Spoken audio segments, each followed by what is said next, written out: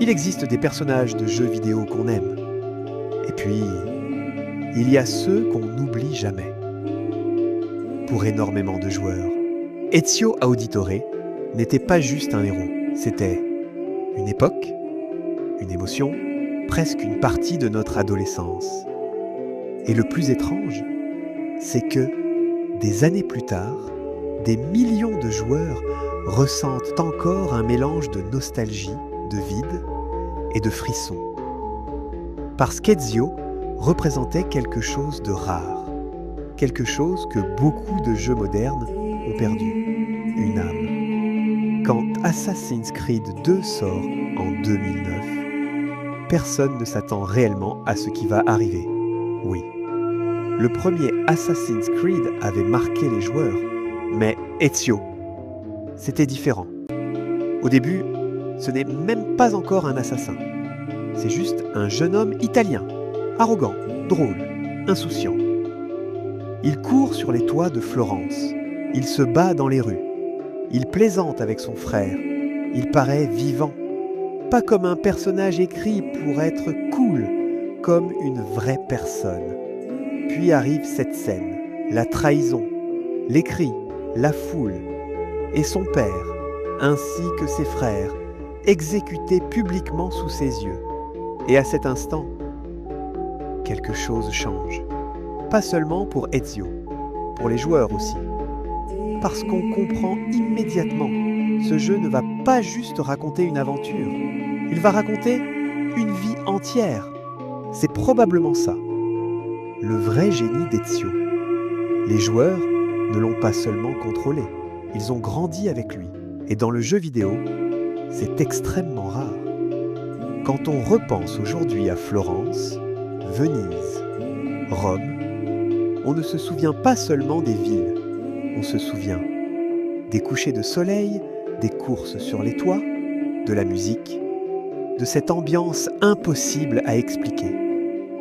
Cette sensation étrange quand on lançait le jeu le soir et qu'on oubliait complètement le monde réel pendant quelques heures. Mais ce qui rend Ezio aussi touchant, c'est qu'il change énormément. Au début, il veut simplement se venger. Il est en colère.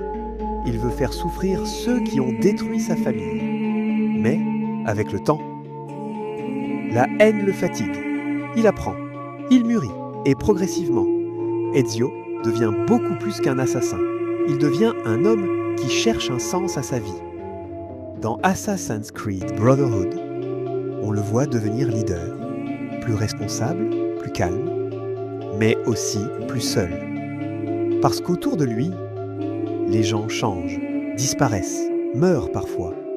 Et malgré ses victoires, on sent déjà une certaine mélancolie. Comme si Ezio comprenait progressivement qu'aucune guerre ne finit vraiment. Puis arrive Assassin's Creed Révélation. Et c'est probablement là que la nostalgie devient la plus forte. Parce que cette fois, Ezio n'est plus jeune. Sa voix est plus lourde, son regard plus fatigué. Il grimpe encore sur les bâtiments, mais on sent le poids des années. Et quelque part, les joueurs aussi ont changé entre-temps. Révélation donne une sensation très particulière, celle de dire au revoir à quelqu'un qu'on connaît depuis longtemps. Et ça, très peu de jeux ont réussi à le faire. La scène finale reste probablement l'un des moments les plus puissants de toute la saga. Quand Ezio s'assoit enfin, quand il parle à Desmond Miles, quand il comprend qu'il fait partie de quelque chose qui le dépasse totalement, et surtout, quand il décide enfin d'arrêter de se battre. Ce moment touche autant de gens, parce qu'il paraît humain, pas spectaculaire, pas explosif, juste triste et magnifique à la fois. Comme la fin d'une époque. Et le plus fou, c'est qu'après toutes ces années, Ubisoft n'a probablement jamais recréé un personnage aussi aimé. Pas parce que les autres héros étaient ça mauvais, mais parce qu'Ezio avait quelque chose d'unique, du temps. 3 jeux, des années d'évolution, une vraie progression humaine. Les joueurs ont littéralement vu sa jeunesse, sa maturité et sa vieillesse. Comme si une partie de leur propre vie avançait avec lui. Pour beaucoup de joueurs, Ezio représente aussi une époque du jeu vidéo devenue presque nostalgique aujourd'hui. Une époque où les jeux semblaient être plus sincères, les histoires de plus marquantes et où jouer ressemblait encore à une vraie aventure. Et peut-être que c'est aussi pour ça que tant de gens aiment encore Ezio aujourd'hui. Parce qu'il rappelle un moment où les jeux faisaient ressentir quelque chose de profondément humain. Le plus touchant, c'est probablement qu'Ezio ne cherche jamais réellement la gloire. Au fond, il veut surtout comprendre, protéger ceux qu'il aime et trouver enfin un peu de paix. Et malgré toute la violence, les pertes, les années de combat, il garde toujours quelque chose d'humain. Quand beaucoup de joueurs repensent à Ezio aujourd'hui, ils ne pensent pas seulement à Assassin's Creed ou à un personnage stylé. Ils pensent à leur adolescence, aux nuits passées à explorer Florence, à la musique dans les écouteurs, à cette sensation étrange que certains jeux pouvaient réellement nous transporter ailleurs.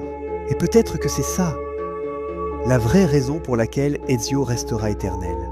Il n'était pas invincible, il n'était pas parfait, mais il donnait l'impression d'être quelqu'un qu'on avait réellement connu. Et c'est probablement la forme de nostalgie la plus puissante qui existe. Repose en paix, Ezio Auditore. Lorsque j'étais jeune, j'étais libre, sans en être conscient. J'avais l'avenir devant moi sans le savoir, et j'étais aimé sans m'en rendre compte. Il m'aura fallu 30 longues années pour le comprendre. À présent, au crépuscule de ma vie, cette vérité s'est muée en ravissement. L'amour, la liberté, l'avenir, jadis abondante, ces richesses me donnent la force d'avancer. Et l'amour les domine toutes, mia cara. Pour toi, pour nos enfants, nos frères et nos sœurs, et pour le vaste monde qui nous nourrit, et jamais ne cessera de nous surprendre. Je serai toujours à tes côtés, Mia Sofia, pour l'éternité. Ezio Auditore.